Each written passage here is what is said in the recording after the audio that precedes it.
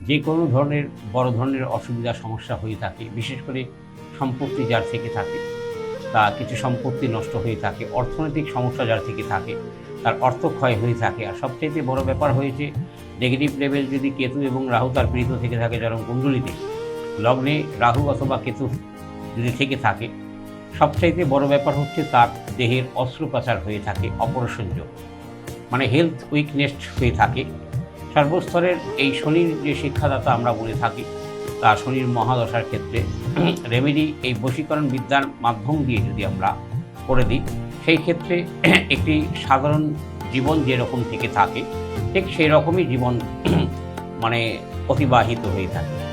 তদ্রূপ এই বশীকরণ বিদ্যাটা আমরা শনির মহাদশার মাধ্যমে করে থাকি, শনি গ্রহের উপরে বা অন্তর্দশা চলাকালীনও করে থাকি এবং প্রত্যন্ত দশা চলাকালীনও করে থাকি। শনি একটি শুভ গ্রহ, অনেকেই মনে করে থাকে যে অশুভ গ্রহ এবং তার জীবনের 7.5 বা মহাদশা অন্তর্দশা প্রত্যন্ত দশা চললে সেই ক্ষেত্রে তার জীবনে বড় ধরনের কোনো অসুবিধা বা প্রণয় এনে দেবে। যদি সুস্থ মস্তিষ্কে এইসব দশা চলাকালীন বা 7.5 চলাকালীন কোনো ভালো অ্যাস্ট্রোলজারের সাথে বা কোনো তান্ত্রিকের সাথে যোগাযোগ করলে তা সেই ক্ষেত্রে আপনার অর্ধেকও এই প্রভাব আসবে না।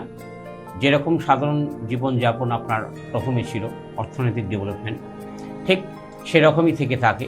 কিছু নিয়ম দেওয়া হয়ে থাকে রেমেডির ক্ষেত্রে, আর অনেকে আছে তন্ত্রযজ্ঞের মাধ্যমে রেমেডি দিয়ে থাকে। তা যজ্ঞের মাধ্যমে রেমেডিটা খুব একটু কস্টেবল আছে, আর অনেকে রত্নের মাধ্যমে দিয়ে থাকে এবং তাকে আমরা কিছু নিয়ম দিয়ে থাকি। তা সেই নিয়মের ক্ষেত্রে যেই সব প্রসেসিং সিস্টেম দেওয়া হয়, অনেকে আছে কর্মব্যস্ততার কারণে সেটা করতেও পারে না, হয়তো আমাদের কাছে দায়িত্ব দিলে সেটা আমিও করে দিতে পারি।